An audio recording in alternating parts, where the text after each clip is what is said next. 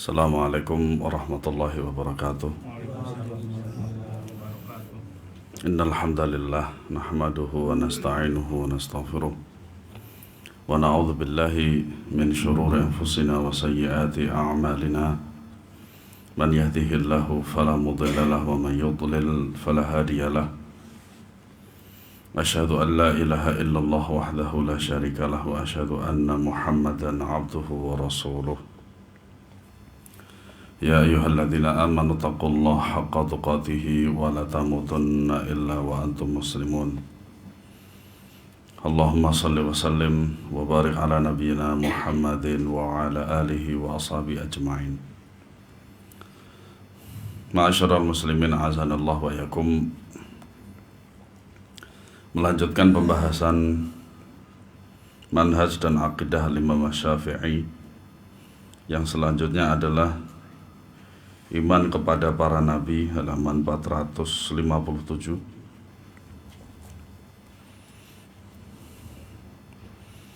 Iman kepada para nabi, yang pertama, iman kepada Rasul merupakan salah satu pokok keimanan.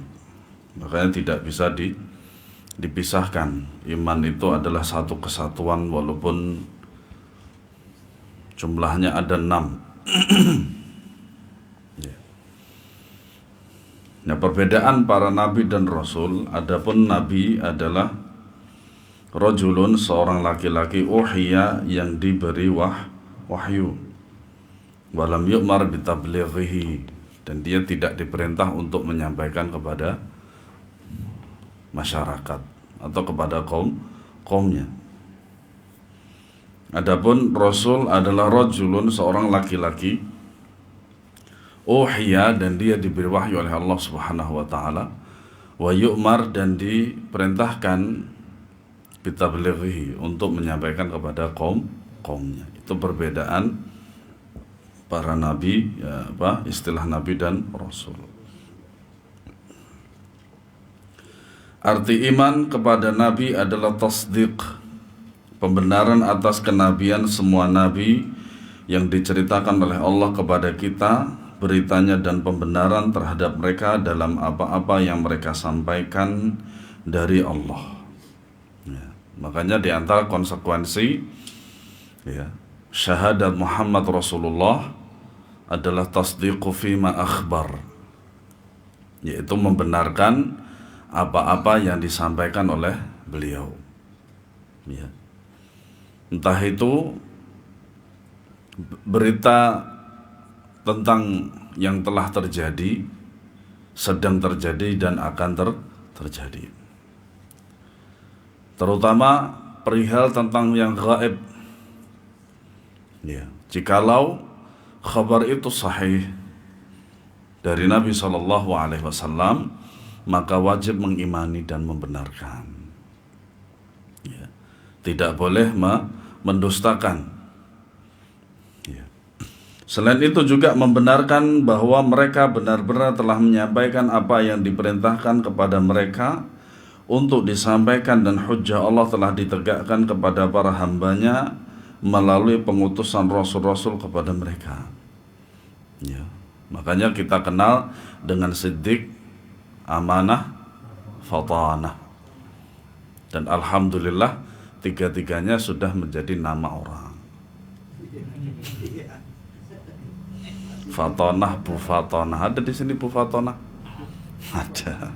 Pak Amanah, Pak Siddiq juga ada. Alhamdulillah. Makanya orang Arab juga kadang bingung dengan nama orang Indonesia. Miftahul Jannah jadi nama itu, dan seterusnya. Pak Zalimin, orang yang zalim. Nah, di antara bentuk iman kepada mereka adalah iman kepada orang yang disebutkan oleh Allah nama-nama mereka di dalam Al-Quran, yang bilangannya berjumlah 25 orang, yang 18 diantaranya dicantumkan oleh Allah Ta'ala dalam firman-Nya, wa tilka hujjatuna atainaha Ibrahim ala qaumih narfa'u darajatin man nasha inna rabbaka hakimun alim wa wahabna lahu ishaqa wa yaquba kullan hadaina wa nuhan hadaina min qablu wa min dzurriyyatihi Dawud wa Sulaiman wa Ayyub wa Yusuf wa Musa wa Haruna wa kadzalika najzil muhsinin wa Zakaria Yahya wa Isa wa Ilyas kullun minas salihin wa Ismail wal Yasa' wa Yunus wa Luta wa kullan faddalna 'alal 'alamin wa min abaihim wa dhurriyyatihim wa ikhwanihim wa jtabainahum wa hadainahum ila siratim mustaqim. Ini surat Al-An'am ayat 83 sampai 87. Dan itulah keterangan kami yang akan kami berikan kepada Ibrahim untuk menghadapi kaumnya berupa wahyu. Makanya untuk menghadapi sebuah kaum itu diperlukan yang namanya ilmu syar'i. Ya.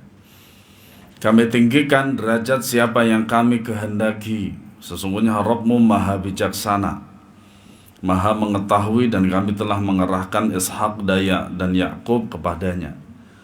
Kadang nama bagus-bagus gitu, tapi di Indonesia jadinya jelek. Ishak misalnya, syukran. Di desa saya itu ada namanya Ishak, tapi dipanggilnya SK. Gitu. Yakub kepada masing-masing telah kami beri petunjuk, dan sebelum itu kami telah memberi petunjuk kepada Nuh, kepada sebagian dari keturunannya Ibrahim, yaitu Dawud, Sulaiman, Ayyub, Yusuf, Musa, dan Harun. Ya. Dan demikianlah kami memberi balasan kepada orang-orang yang berbuat baik, dan Zakaria, Yahya, Isa, Ilyas, semuanya termasuk orang-orang yang saleh. Ya. Kemudian Ismail, Ilyasa, Yunus, dan Lut, masing-masing kami lebihkan derajatnya di atas umat lain pada masanya, dan kami lebihkan pula derajat sebagian nenek moyang mereka, keturunan mereka dan saudara-saudara mereka. Kami telah memilih mereka menjadi nabi dan rasul, dan mereka kami beri petunjuk ke jalan yang lurus. Ini adalah nama-nama para nabi dan rasul yang secara jelas Allah sebutkan di dalam ayat ini, ayat 83 sampai 87. Makanya perlunya kita juga membaca sirah. Di antaranya adalah Qisasul Anbiya, ya, kisah-kisah para nabi dan rasul, karya Al-Imam Ibnu Katsir rahimahullahu taala. Sekiranya kita pernah melihat, entah itu di media massa atau di film-film terdahulu, sinetron dan sebagainya, ketika seorang anak itu ingin diceritain sebelum tidurnya, maka ceritakanlah para nabi dan rasul. Kenapa? Karena kita umat Islam dan mereka para nabi dan rasul yang telah Allah Subhanahu wa taala sebutkan di dalam Al-Qur'an. Tetapi kadang juga anak-anak itu ada yang lebih memilih cerita-cerita yang menurut mereka menarik, sehingga ya kadang juga cerita tentang nabi dan rasul itu menjadikan mereka bosan. Ya, maka sebaiknya orang tua itu harus betul-betul bisa bagaimana memanage, ya, cerita para nabi dan rasul itu betul-betul membekas pada dirinya dan disukai oleh anak. Cara biasanya dengan digunakan dengan teknis bahasanya yang pengolahan daripada bahasa. Dan itu tentu saja adalah orang tua yang tahu. Gitu. Lebih menarik misalkan dengan praktek, misalkan ketika nabi yang diceritakan tersebut itu melakukan ini, kemudian dipraktekkan oleh orang tuanya, itu akan lebih menarik bagi dia. Ya. Jangan sampai diceritakan kepada dia, ya, anak itu dengan cerita-ceritanya orang kafir, yang ada juga yang fiktif. Ya. Dan itu saya melihat beberapa orang tua yang lebih mengenalkan kepada dunia, kepada anak-anak mereka daripada pahlawan Islam. Pernah suatu saat, waktu itu adalah arisan keluarga, agak jauh. Nah kemudian berkumpullah di situ, ada anak kecil, ya memang qadarullah waktu itu memang matanya sudah terganggu, sehingga dia harus menggunakan kacamata yang tebal. Nah kebetulan saya berada di samping bapaknya. Dia mencoba untuk membanggakan anaknya di depan keluarga yang lain dengan apa? Pertanyaan-pertanyaan, dengan pertanyaan umum, bukan agama. Kan biasanya kan kalau orang tua untuk membanggakan anaknya di depan masyarakat atau di depan keluarga itu kan sholatnya gimana, azannya gimana, kan begitu kan? Enggak, ini apa? Kemarin siapa yang juara sepak bola? Siapa yang mendapatkan golden sepatu emas itu kan? Dan seterusnya, seperti itu. Dan orang tuanya bangga banget gitu loh. Ya, seperti itu yang perlu kita hindari, ya, yaitu dengan memberikan cerita yaitu para nabi dan rasul. Adapun 7 sisanya disebutkan dalam beberapa ayat secara terpisah. Mereka adalah Idris, Hud, Syuaib, Saleh, Dzulkifli, Adam, dan Muhammad alaihi wassalatu wassalam. Ya. Nama-nama mereka tersebut telah dihimpun oleh seorang penyair melalui untaian bait-baitnya. Fitilka hujjatuna minhum thamaniyatun min ba'di ashrin yabqa sab'atun wahumu Idrisu Hudun wa Syuaibun Salihun wa kadha Dzulkifli Adamu bil Mukhtari qad khutimu. Di dalam ayat itulah, yaitu surat Al-An'am ayat 83-87, kami di antara mereka 8, ya. Setelah 10 tersisa 7, dan mereka itu ialah Idris, Hud, Syuaib, Saleh, demikian pula Dzulkifli, Adam, kemudian dengan yang terpilih yaitu Muhammad sallallahu alaihi wasallam mereka ditutup. Nah, kita juga kadang membaca sirah. Membaca sirah itu menyenangkan. Cerita itu menyenangkan. Tadi aja kajian bersama Ustaz Abdul Hakim hafizahullah ta'ala, mulai dari 8.30 sampai 9.20 itu cerita. Itulah muqaddimah yang paling bagus, yaitu dengan cerita. Enggak langsung pembahasan, enggak seperti saya tadi pagi. Iya. Itu pembahasan tentang cerita tentang Umar ibn al-Khattab radhiyallahu anhu, yang mana pada masa beliau itu di daerah Syam itu terkena wabah.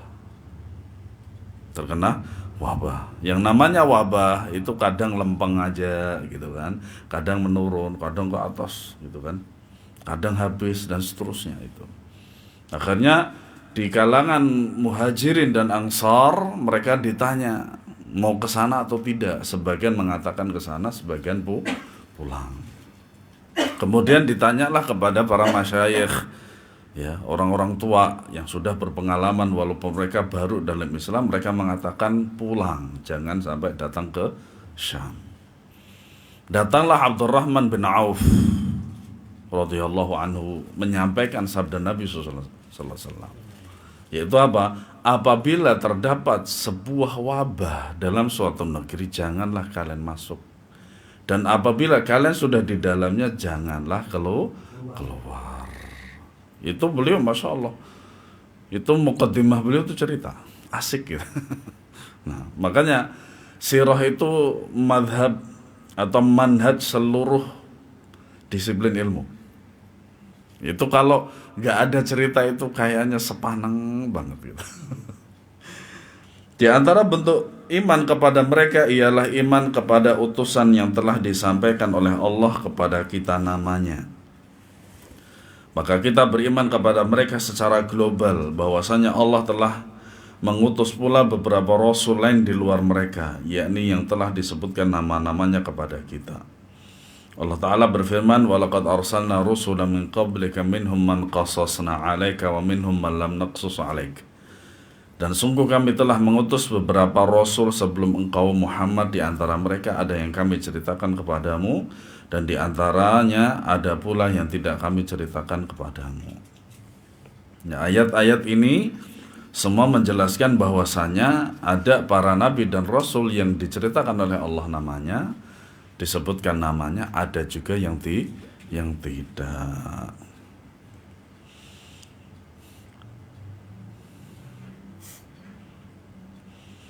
Nah, kemudian pada surat Al-Anbiya ayat 25, "Wa ma arsalna min qablika mir rasulin illa nuhi ilaihi annahu la ilaha illa ana fa'budun." Dan kami telah mengutus seorang rasul pun sebelum engkau Muhammad, melainkan kami wahyukan kepadanya bahwa tidak ada Tuhan yang berhak disembah selain aku, maka sembahlah aku.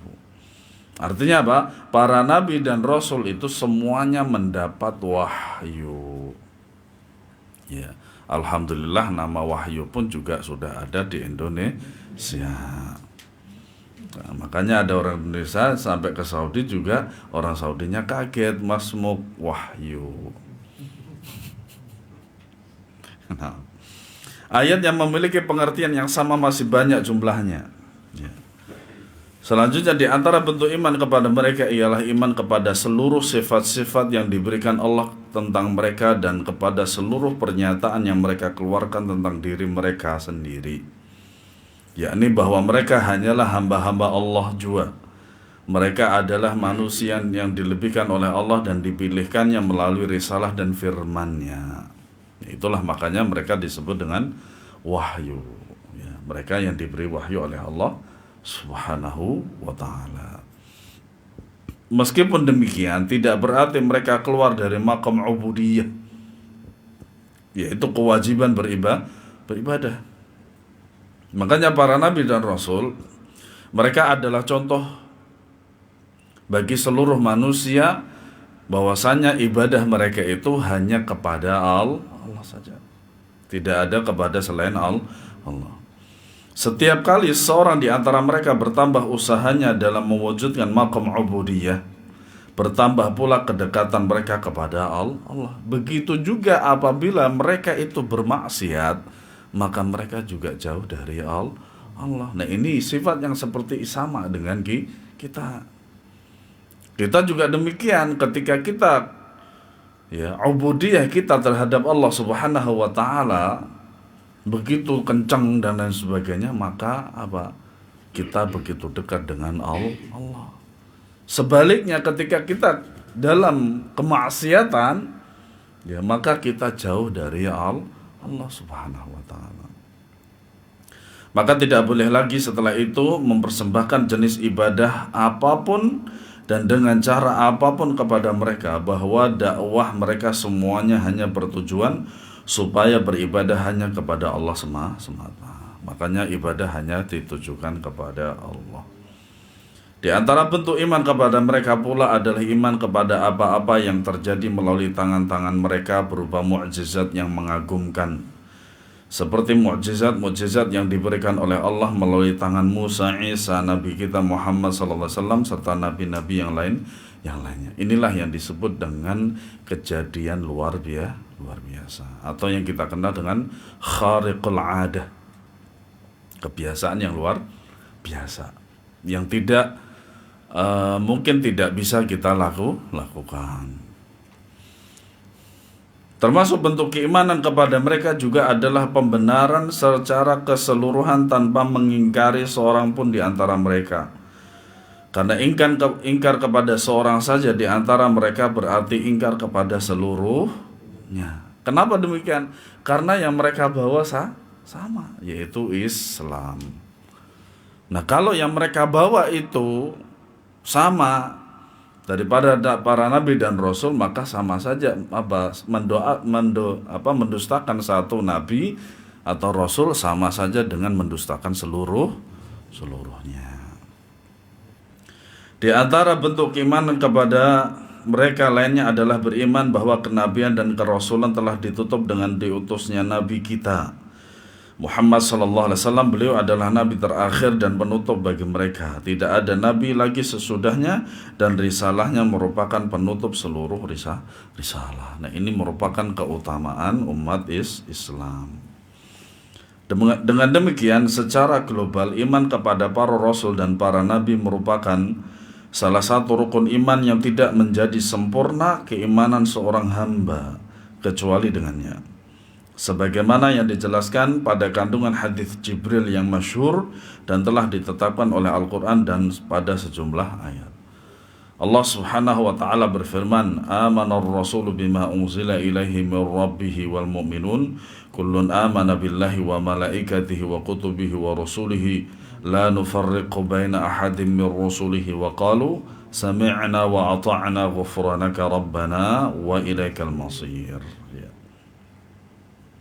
Rasul Muhammad beriman kepada apa yang diturunkan kepadanya Al-Quran dan Rabb-nya. Demikian pula orang-orang yang beriman, semua beriman kepada Allah, malaikat-malaikatnya, kitab-kitabnya, dan rasul-rasulnya. Mereka berkata, kami tidak membeda-bedakan seorang pun dari rasulnya, dan mereka berkata, kami dengar dan kami taat. Ampunilah kami ya Rabb kami, dan kepadamu ya tempat kami kembali. Ini ayat yang masyhur yang selalu kita dengar, ya, yang menunjukkan demikian. Allah Ta'ala berfirman, Innal ladzina yakfuruna billahi wa rusulihi wa yuriduna an yufarriqu bainallahi wa rusulihi wa yaquluna nu'minu bi ba'd wa nakfuru bi ba'd wa yuriduna an yatakhidhu baina dzalika sabila ulaika humul kafirun haqqan. Nah, ini di dalam dua ayat ini menjelaskan tentang salah satu sifat orang-orang Yahudi. Ya. Nanti kita akan tahu bagaimana di redaksi manakah dari ayat ini sifat daripada orang-orang Yahudi. Sesungguhnya orang-orang yang ingkar kepada Allah dan Rasul-Nya dan bermaksud membeda-bedakan keimanan kepada Allah dan Rasul-Rasulnya dengan mengatakan, nah inilah, ya, kenapa orang-orang Yahudi itu mereka kafir? Karena ini, yaitu apa? Kami beriman kepada sebagian dan kami mengingkari sebagian yang lain. Mereka mengambil dalil-dalil ayat-ayat Al-Quran yang sesuai dengan hawa nafsu mereka. Kalau ada ayat-ayat yang tidak sesuai dengan hawa nafsu mereka itu, mereka tinggalkan. Ya. Makanya nu'minu bi ba'din wa nakfuru bi ba'din itu adalah sifatnya orang Yahudi. Kemudian Allah menyatakan tentang mereka ulaika humul kafirun haqqa. Ya. Serta bermain mengambil jalan tengah yaitu iman atau kafir, merekalah adalah orang-orang yang kafir sebenarnya. Padahal di situ, ya, pada redaksi ayat tersebut dijelaskan bahwasanya mereka ada iman kepada sebagian ayat itu, tetapi Allah mengatakan mereka kafir. Ya. Makanya di dalam timbangannya orang itu mau kafir sekalian.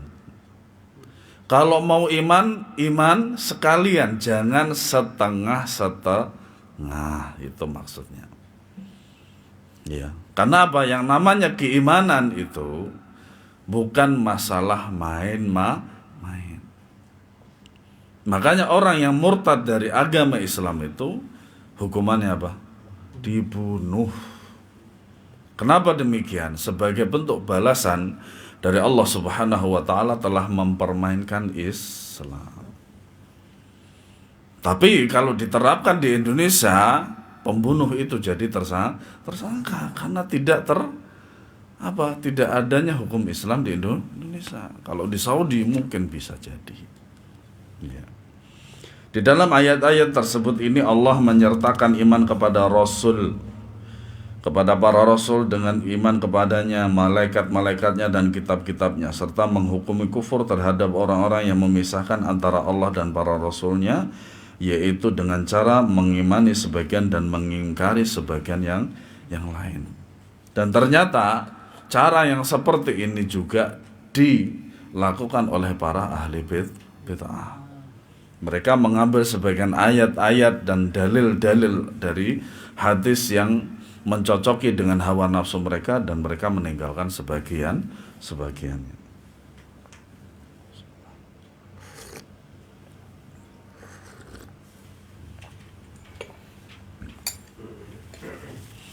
Di dalam hadis mengenai Jibril, Rasulullah SAW bersabda, Al-imanu an tu'mina billahi wa malaikatihi wa kutubihi wa rasulihi wal yawmil akhiri wa tu'mina bil qadri khairihi wa syarrihi.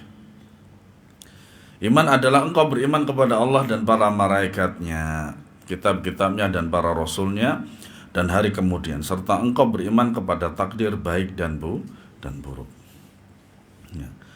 Itu adalah perkataan para ulama ahlu sunnah wal jamaah tentang iman kepada Allah. Nah, ini secara khusus. Sekarang adalah perkataan al-Imam Asy-Syafi'i. Allah tabaraka wa ta'ala berfirman, "Wa ma khalaqtul jinna wal insa illa liya'budun." Aku tidak menciptakan jin dan manusia melainkan agar mereka beribadah kepadaku. Surat Az-Zariyat ayat 56. Dan kemudian Al-Imam Asy-Syafi'i rahimahullahu ta'ala, nah adapun peringatan itu adalah peringatan dari untuk berbuat dosa supaya mereka menjauhi maksiat. Itu peringatan. Ya. Kabar gembira bagi orang-orang yang mentauhidkan Allah, dan peringatan bagi orang-orang yang menyekutukan Allah Subhanahu wa taala, dan banyak lagi yang lain. Allah menjadikan para nabi termasuk orang-orang pilihan di antara hamba-hambanya dengan menitipkan amanat kepada para nabi untuk menyampaikan wahyunya dan menegakkan hujjahnya kepada mereka, yaitu manusia. Di sisi lain, ketika Allah Subhanahu wa taala memberikan tugas yang begitu berat, yaitu menyampaikan kalamullah, menyampaikan wahyu, menyampaikan risalah, di sisi lain juga terdapat sebuah kabar gembira. Menyampaikan ilmu, menyampaikan wahyu Allah itu berat. Berat sekali. Maka disitulah dalam berdakwah itu haruslah berilmu. Kecuali jikalau masyarakat tersebut secara umum sudah tahu, sudah faham. Apa iya di masyarakat kita, di sekitar kita itu ada yang tidak tahu hukum sholat? Pasti tahu. Bahkan pun orang kafir yang berada di lingkungan orang Islam tahu kok kalau sholat itu wajib. Gitu. Nah, kenapa demikian? Kok ada orang Islam yang tidak sholat? Gitu. Nah, kemudian Allah menyebutkan di antara orang-orang pilihannya, orang yang istimewa, Allah Azza wa Jalla berfirman, Innallaha astafa Adam wa Nuha wa ala Ibrahim wa ala Imran ala alamin. Sesungguhnya Allah telah memilih Adam, Nuh, keluarga Ibrahim dan keluarga Imran melebihi segala umat pada masa masing-masing. Nah, tentu saja ketika Allah Subhanahu wa taala menyebutkan di dalam ayat ini, maka bagaimana cara kita mengetahuinya adalah kita lihat daripada cerita di dalam Al-Quran. Kisah mereka di dalam Al-Quran, di dalam hadis Nabi, dan juga keterangan para ulama. Bisa dilihat dalam Qisasul Anbiya. Allah Subhanahu wa taala mengkhususkan Adam dan Nuh dengan mengulangi penyebutan penyelesaian mereka dan menyebutkan Ibrahim. Allah taala berfirman, "Wattakhadallahu Ibrahima khalila." Dan Allah telah memilih Ibrahim menjadi kesayangannya. Makanya kalau dari Misfalah, kalau tidak salah seingat saya, menuju Masjidil Haram yang nanti itu judulnya di bab Malik Fahad. Bab Malik Fahad. Di situ ada sebuah batasan dari jalan raya Mekah, di situ disebut dengan Al-Khalil Ibrahim, Syari' Al-Khalil Ibrahim, yaitu Ibrahim Al-Khalil Street. Itu. Seingat saya begitu dari Misfalah. Misfalah Aziziyah itu tempat yang masyhur selain yang berada di Mekah. Itu.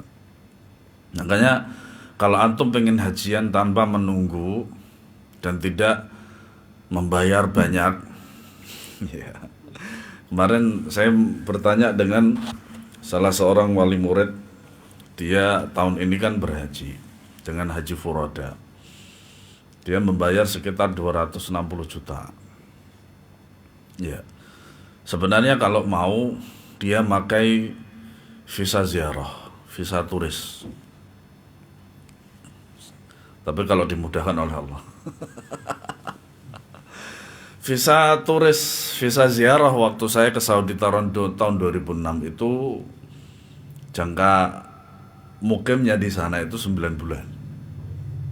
Dipangkas 6 bulan, dipangkas 3 bulan, dipangkas 1 bulan. Tapi bisa diperpanjang. Bisa diperpanjang. Nah, biasanya teman-teman kalau dia ingin menghajikan orang tua itu dengan visa turis itu, kemudian berangkatnya sebelum Ramadan. Karena biasanya setelah Ramadan itu sudah tidak ada pemberangkatan umroh. Kenapa demikian? Syawal itu sudah mulai musim haji. Kan bulan haji ada berapa? Ada 3. Syawal, Dzulqa'dah, Dzulhijjah. Makanya sebelum Ramadan itu sudah harus stay di Mekah. Nah, saya membayangkan 260 juta itu cukup untuk 3 bulan di Mekah. Apalagi di sana apartemen murah, sehari 200 real atau 400 ribu udah bagus.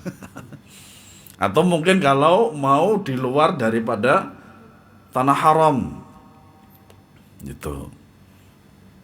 Dan masalah makanan ndak usah khawatir.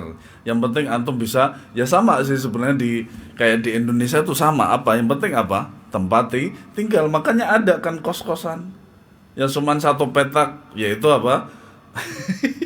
Yang itu 1 petak itu semuanya sudah ada di situ, ya kamar mandi sekaligus apa? WC-nya, kemudian ada semacam meja kecil yang mungkin nanti tamu datang gitu kan. Kemudian ada juga ranjangnya atau kasurnya dan seterusnya. Ya, seperti itu. Di sana murah gitu. Makanan itu murah, makanan. Antum tidak perlu khawatir di situ masalah makanan. Tapi yang jelas kalau bisa sebelum Ramadan itu sudah stay di sana. Ya lebih lama toh, enak toh malah. 4 bulan ya di sana. Dah nanti nggak pengen pulang. Gitu. Saya tuh dari tahun 2007 sampai tahun 2010 itu KTP saya itu Saudi loh. Iqamah namanya iqamah. Itu sudah Saudi Ibnu Amiruddin Saudi jinsiyah. Tapi nggak bisa menikahi anak perempuan Saudi karena maharnya besar. Terlebih lagi kalau cuantik 80 ribu real. Itu alhamdulillah di sini 500 ribu mau. Tapi alhamdulillah berkah insyaallah taala. Demikian pula menyebut Ismail bin Ibrahim. Allah berfirman, "Wadhkur fil kitab Ismail innahu kana shadiqal wa'di wa kana rasulan nabiyya." Dan ceritakanlah Muhammad kisah Ismail di dalam kitab Al-Quran, dan dia benar-benar seorang yang benar janjinya, seorang rasul dan nabi. Ini secara khusus Allah Subhanahu wa taala menerangkan bahwasanya Ismail itu nabi dan rasul. Ya.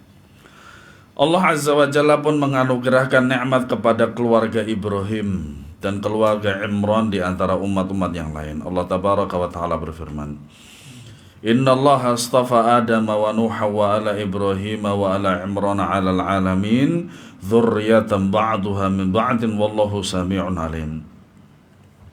Sesungguhnya Allah telah memilih Adam, Nuh, keluarga Ibrahim dan keluarga Imran melebihi segala umat pada masing-masing sebagai satu keturunan. Sebagiannya adalah keturunan dari sebagian yang lain. Allah maha mendengar, maha mengetahui. Makanya biasanya lo ya, kiai itu mempunyai anak yang bisa meneruskan daripada pesantren ayahnya. Ya. Walaupun pada dasarnya juga yang namanya pesantren itu atau yayasan itu rawan bisnis keluarga. Antum pernah mendapati faktanya nggak itu? Tuh. Nah kadang ada juga sebagian kiai itu, ustadz itu yang keturunannya ada yang meneruskan dia, ada juga. Syekh bin Baz siapa? Padahal istrinya 3 loh. Nah baru kelihatan satu, yaitu Syekh Ahmad bin Abdul Aziz bin Baz. Nah kebetulan Syekh Ahmad ini adalah ibunya dari Buraidah, tempat saya dahulu belajar di sana. Tapi beliau bukan ulama gitu loh. Artinya cuma namanya aja. Nah kalau antum lihat Majmu' Fatawa Syekh bin Baz, ya di antaranya itu nama beliau tertera di situ. Syekh Ibrahim Ar-Ruhaili nggak ada. Gitu. Syekhul Islam Ibnu Taimiyah yang luar biasa nggak punya anak karena belum nggak punya istri gitu loh. Tapi beliau telah meninggalkan murid-murid yang hebat. Gitu. Ya, beberapa bulan yang lalu pada kajiannya Syekh Malik Hasan Sya'ban di Al-Fattah hari Ahad itu, sebelum mulai kajian kita biasa bercengkerama dengan sebagian para tulab dan para asatidzah yang ya nggak terlalu terkenal lah seperti saya. Nah ketika kita ngobrol dengan satu sama lain, datanglah seorang namanya Khalid. Nah ternyata Khalid ini mahasiswa saya dulu ketika di Bogor, saya ngajar di Bogor. Alhamdulillah, walaupun orang desa seperti saya ternyata pernah jadi dosen gitu. Nah ternyata dia baru selesai dari Libya, Masya Allah. Nah kadang saya tidak saya tidak merasa ternyata ada gitu. Saya punya murid gitu loh, gitu. Ternyata yang alhamdulillah ada yang berhasil. Walaupun ada yang tidak berhasil, tetap dia adalah murid saya. Gitu. Kenapa? Tidak ada yang namanya gagal dalam belajar, itu tidak ada. Namanya juga belajar. Kalau salah itu pasti ada. Yang gagal belajar itu apa? Sekarang itu dia itu nggak mau ngaji lagi, seterusnya itulah gagal belajar. Mungkin antum belum pernah atau pernah saya ceritakan di sini. Ketika setiap setahun sekali itu Madinah itu kan mengadakan interview untuk sebagian para tulab di Indonesia ini yang ingin melanjutkan di Madinah. Berapa menit lagi nih? 5 menit lagi. 2, oke. Di Jakarta tentu saja.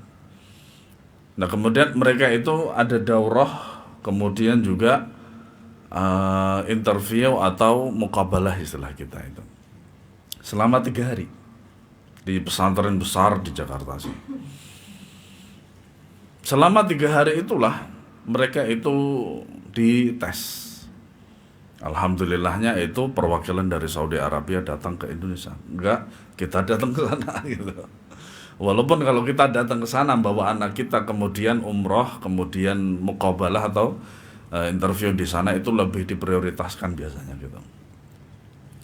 Beberapa bulan setelah interview itu dan daurah itu, muncullah nama-nama yang diterima di Madinah. Akhirnya ada sebagian anak itu yang tidak diterima. Apa kata mereka? Kalau gitu sudah saya tidak akan belajar lagi. Subhanallah. Berarti ada salah niat dia di situ. Ya, ada salah niat. Kenapa demikian? Begitu banyak kebaikan yang akan diberikan Saudi Arabia kepada dia. Di antaranya apa? Beasiswa. Sudah sekolahnya gratis, dia digaji 2 juta per bulan. Kayak gitu, kalau dia mau berpikir bisa jadi mutawaf. Mutawaf itu 1 bulan bisa sampai 10 juta. Tuh. Nah itu dari segi enaknya, bisa hajian, bisa umroh dan seterusnya. Pokoknya di sana enak, nggak ada yang nggak enak. Nggak enaknya cuman jauh dari keluarga. Tapi itu sudah diikhlaskan oleh keluarga. Tapi kalau dia salah dalam niat, ya jadi seperti itu. Nggak diterima di Madinah, seakan-akan dia itu sudah putus daripada belajar. Padahal Madinah tidak satu-satunya tempat belajar. Nah kalau di Madinah sudah diterima, tapi di sana cuma main PlayStation tok, sama aja kufur nikmat. Dan itu saya dengar loh itu. Karena apa? Sebagian mereka itu nggak belajar dengan sebenar-benar belajar. Ya, mereka itu hanya mengejar mukafaahnya saja, beasiswanya per bulan. Dan makan pun di sana itu sangat murah. Antum kalau di sini, kalau saya kalkulasikan dengan di Indonesia ini, antum kalau warteg misalkan atau nasi uduk paling 10.000 toh. Ya toh, habisnya lo ya. Sekali makan itu dengan aksesoris. Kayak ote-ote atau bakwan gitu kan. Dan seterusnya. Itu paling tidak 10.000 ya, sama telurnya juga. Kalau di sini nasi uduk 10.000, kalau di Madinah itu jadinya 3.000. Karena memang dimurahkan. Nah, kalau di kita yang murah itu cuman angkot bagi pelajar. Orang lain 5.000, dia 2.000 gitu loh. Itu. Makanya enak kalau di Saudi, antum di Saudi belajar di Saudi itu enak, tapi jangan sampai terlena, sampai belajarnya pun terbengkalai. Makanya ketika ada anak-anak yang pulang dari Madinah, lulusan Madinah yang nggak ngerti apa-apa juga ada gitu loh. Karena apa? Yang mereka cari cuman itu duit. Gitu. Disuruh skripsi aja, uangnya lera karuan. Sulitnya minta ampun. Padahal itu untuk kebaikan ilmiah dia. Ada yang seperti itu, ada. Akhirnya dia nambah setahun untuk supaya bebas dari skripsi. Padahal skripsi di sana itu paling mudah para jamaah sekalian. Nggak kayak di Indonesia. Di Indonesia itu skripsi, tesis, sama apa lagi? Disertasi itu harus nyari permasalahan kemudian diselesaikan. Enggak, kalau di sana itu cukup nukil-nukil dari kitab para ulama tapi ilmiah gitu loh. Nah, kita break dulu untuk azan, monggo yang mau azan.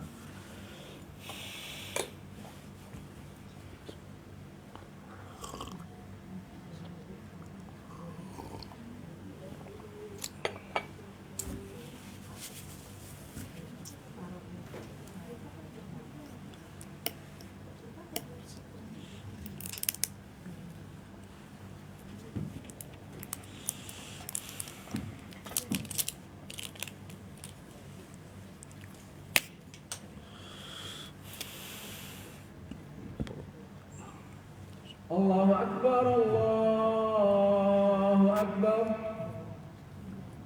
Allahu Akbar, Allahu Akbar.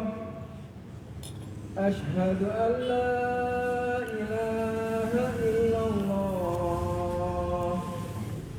Ashhadu an la ilaha illallah. Ashhadu anna Muhammadar Rasulullah. Ashhadu anna Muhammadar Rasulullah. Hayya 'ala salah. Hayya 'ala salah.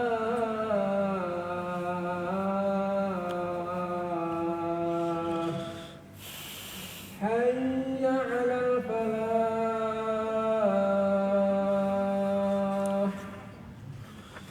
Hayya 'alal falah.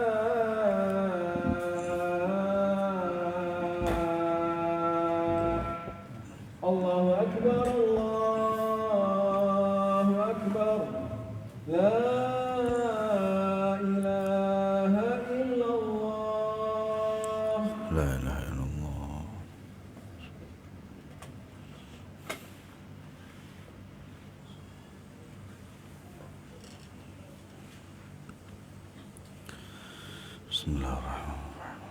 Kita tambah sedikit yang kedua.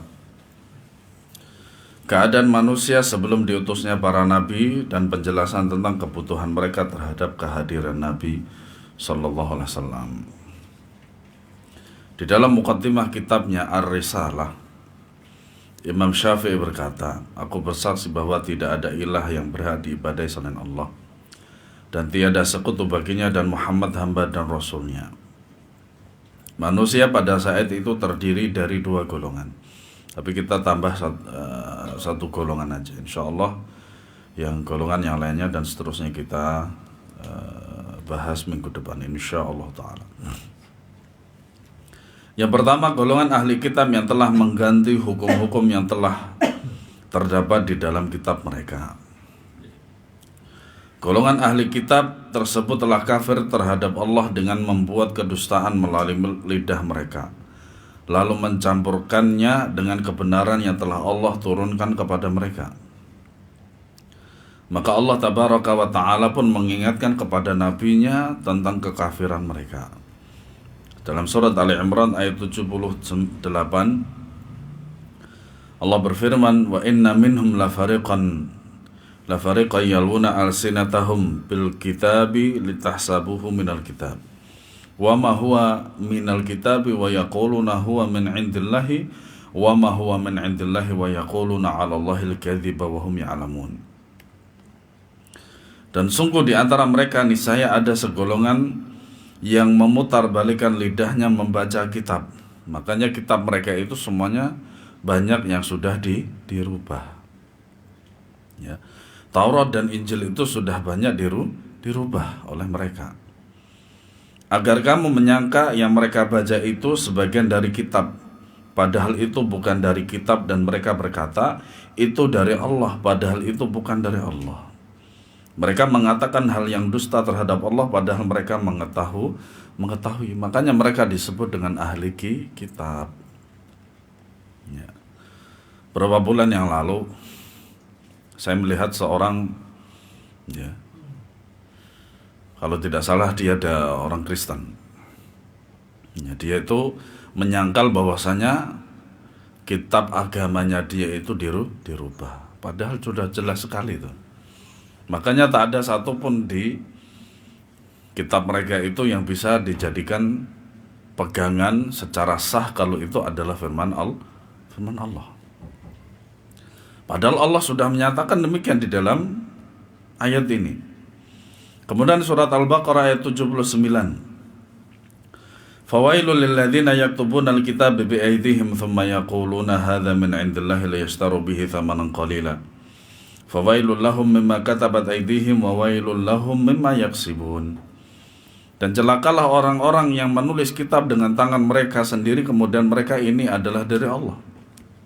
Ramadan kemarin saya menceritakan tentang seorang dari kalangan Yahudi itu pada masanya Khalifah Abdul Malik bin Marwan.